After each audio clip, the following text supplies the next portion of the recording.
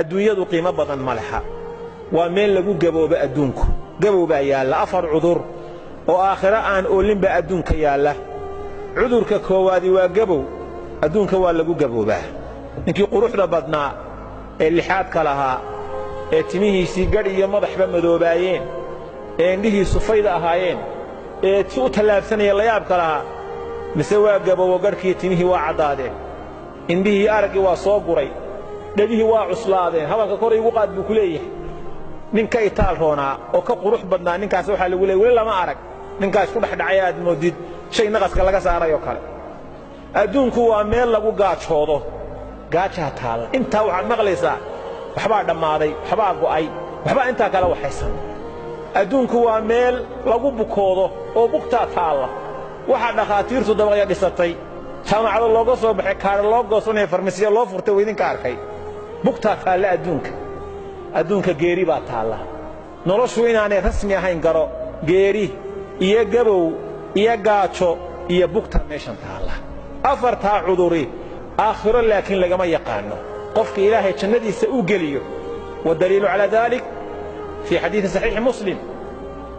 markuu qofku jannada galo ogeysiis baa la siinayaa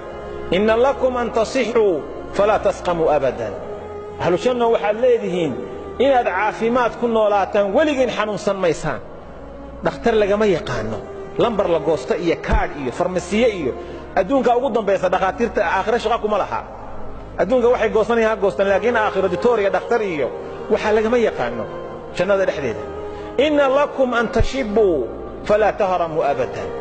waxaad leedihiin dhallinyarannimo inaad ku noolaataan oo idinaan weligiin gaboobin awowgaagii tobnaad iyo adigu isku fil baa tihiin bal cajaa'ibkaa eeg bal meeshaas eeg awowgaagii tobnaad oo iminka haddii lagu abtirso hebeloo hebeloo hebeloo hebelaad leedahay awowgaagii tobnaad iyo adigu 3 jir baa tihiin isku fil baa tihiin waa awowgaagii tobnaad meeshan aan laisba soo gaadhaynba inna lakum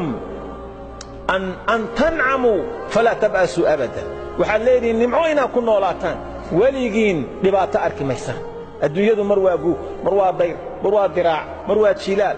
waa iska arkaysaa intaa oo qofku wadaad maanta wax haysato beri wax ma haysatid reer iyo xaas hadduu jiro biyihii waa madheen baa lagu odhanaya waa go'an yihiin raashinkii waa dhammaaday saliiddii waa dhammaatay biilkii waa go'ay maa lahaa min nafaadin risiqa jannada yaalla wax dhammaanayaba maaha way ku aftaqaannaa jannadu markaad istidhaahdo war maanta malaha waxaa kugu wacnaa xogaa tufaaxa inaad cunto laan durdurinaysaaba kuu imanaysa waa tan waa ku aftaqaannaaba iska hurhudhun weeye wixii kale adeegahana ikhyaar baa laguu sameeyey wayatuufu calayhim wildaanun mukhalladuuna idaa ra'aytahum xasibtahum lu'lu'an mansuura wiilasha meeshaa joogo quruxda haddaad aragto luulsaa meesha loogu firdhiyey baad mooddaa baa ilahay leeyahy subxana wataala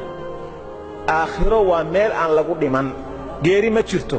inna lakum an taxyaw falaa tamuutuu abadan waxaad leedihin inaad noolaataan weligiin ma dhimanaysaan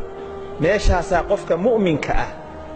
ee wax fahmaya halkaasu inuu u shaqaysta la rabaa in qofku fadhiga ka kaco